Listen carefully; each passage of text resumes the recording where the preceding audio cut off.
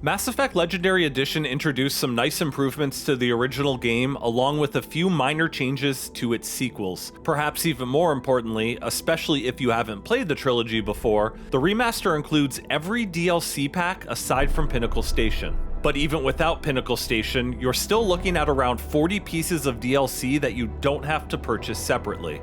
Buying Mass Effect DLC used to be a needlessly complicated process involving BioWare points, platform-exclusive items, pre-order bonuses, weird promotions, and other similar annoyances. Thankfully, we don't have to deal with all of that anymore. If you're new to the series or haven't played the trilogy in a while, you may find the number of DLC included with Mass Effect Legendary Edition to be a bit overwhelming. The good news is that a lot of the Mass Effect Legendary Edition DLC consists of weapons, armor, skins, and various other items, and you don't really have to worry about those. Things do get a bit tricky when it comes to the content-related DLC packs. You'll have to plan your playthrough around some of them, while others can be easily ignored. Playing the DLC in a less than ideal order can lead to some confusing moments you'll probably want to avoid. But don't worry, because we've put together this little guide to help you figure out which pieces of content are worth prioritizing and when would be the best time to play through them. With that out of the way, let's start off with the worst DLCs before slowly making our way to the best ones.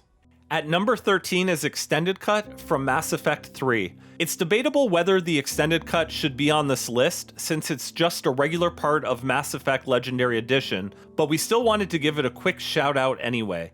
The Extended Cut is BioWare's attempt to appease longtime fans who weren't happy with how Mass Effect 3 originally ended. The DLC introduces a number of new cutscenes and dialogue options, along with a fourth ending. While the Extended Cut does make the ending more bearable, it doesn't fix most of the problems people had with it. The DLC is integrated into the main game in LE, so you can't play without it even if you wanted to.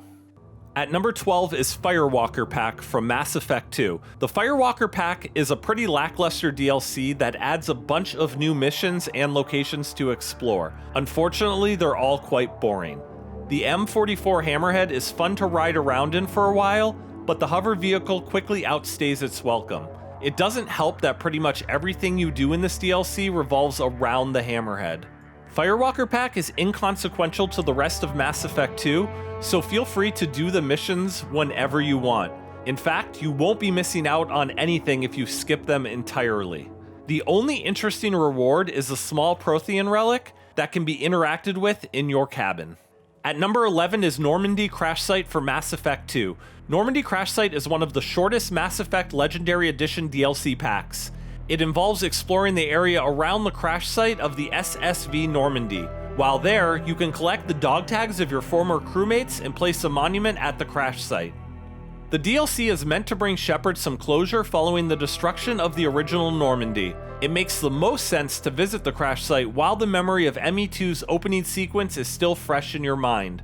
We recommend doing this mission shortly after unlocking access to the galaxy map in Mass Effect 2. At number 10 is Zaeed, The Price of Revenge for Mass Effect 2. One of the founders of the Blue Suns mercenary group, Zaeed Masani, is an infamous bounty hunter you can meet near the start of Mass Effect 2. While he may seem a bit generic at first, you will eventually grow fond of him if you spend enough time listening to his war stories. He's also quite useful in a fight, especially once you unlock his last ability.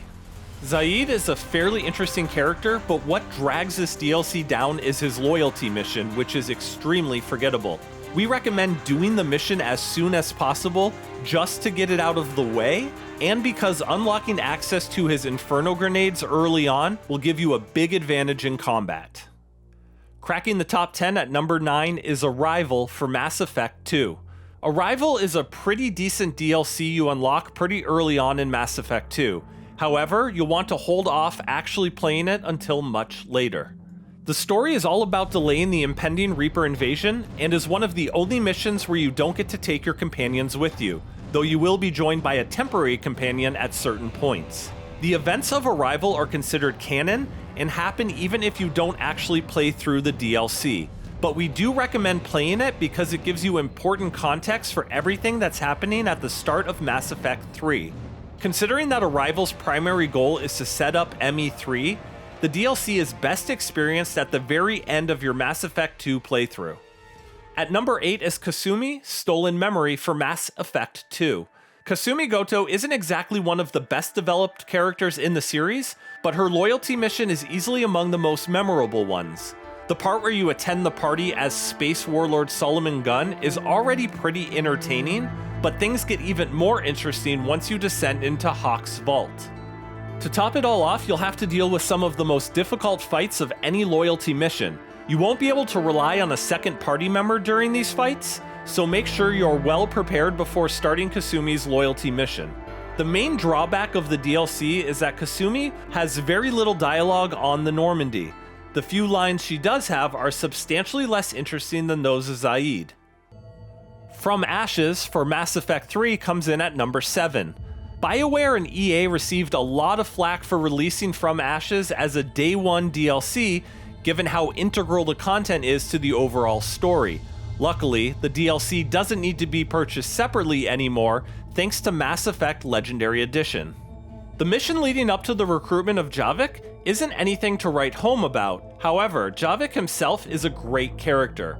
There's a lot of funny dialogue involving the Prothean, and he's also a great exposition machine. Make sure to bring him along on missions as often as you can. From Ashes unlocks after the Mars mission and should ideally be completed either before or immediately after going to Palaven. That way, you'll gain access to a powerful ally early on, and you'll also get to enjoy everybody's reactions when they see you walking around with a living Prothean by your side. At number 6 is Bring Down the Sky, a DLC that revolves around stopping an asteroid from crashing into the colony on Terra Nova. Bring Down the Sky introduces the Batarians, a race you'll come across often during ME2 and ME3. Despite being the oldest DLC in Mass Effect Legendary Edition, Bring Down the Sky still holds up pretty well. The events of Bring Down the Sky aren't connected to the rest of the story, so there's no need to worry about having to plan your playthrough around it. Overlord for Mass Effect 2 comes in at number 5. Overlord is easily one of the creepiest DLCs in the trilogy. Things start off pretty standard. A remote research base went silent and it's your job to investigate it. The DLC starts to get interesting once you discover the true purpose of the base and the entity that's been causing all the havoc.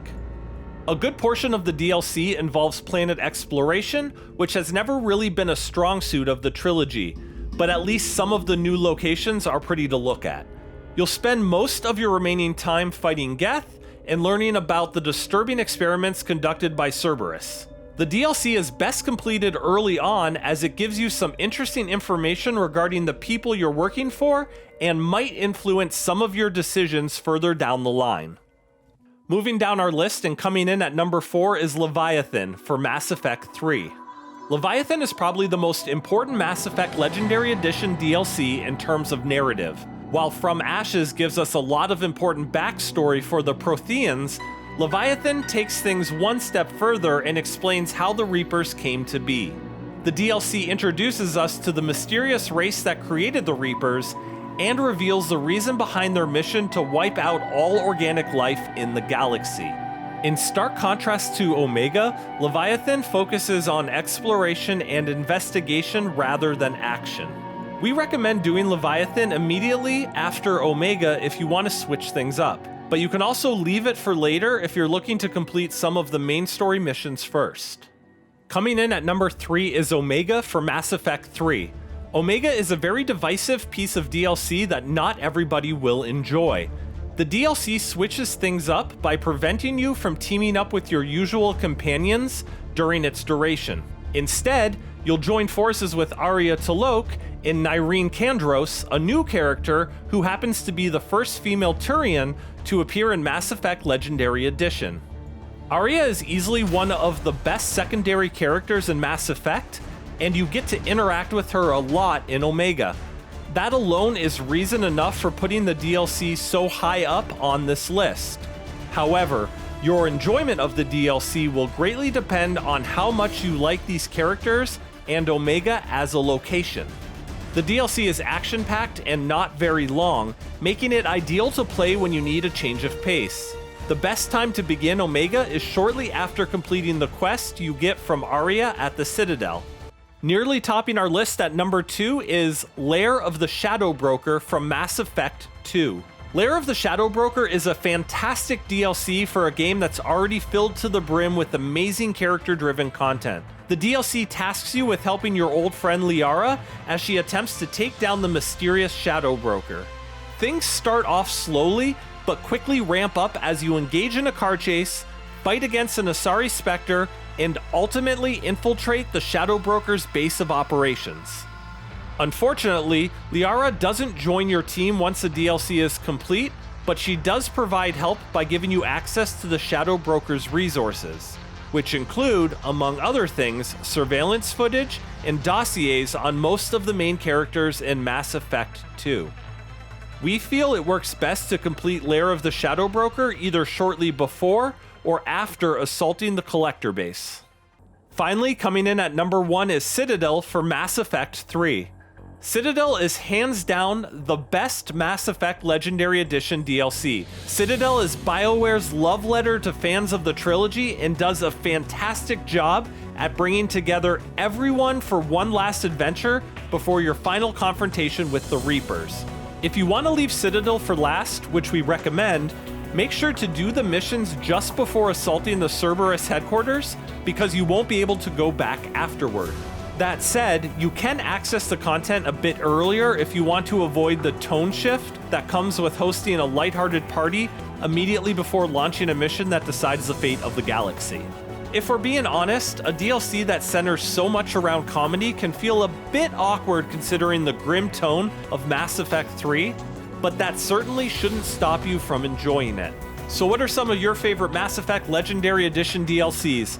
Let us know in the comments below, and if you want to see more videos like this one, make sure to subscribe to BossLevelGamer and hit the notifications bell. Until next time.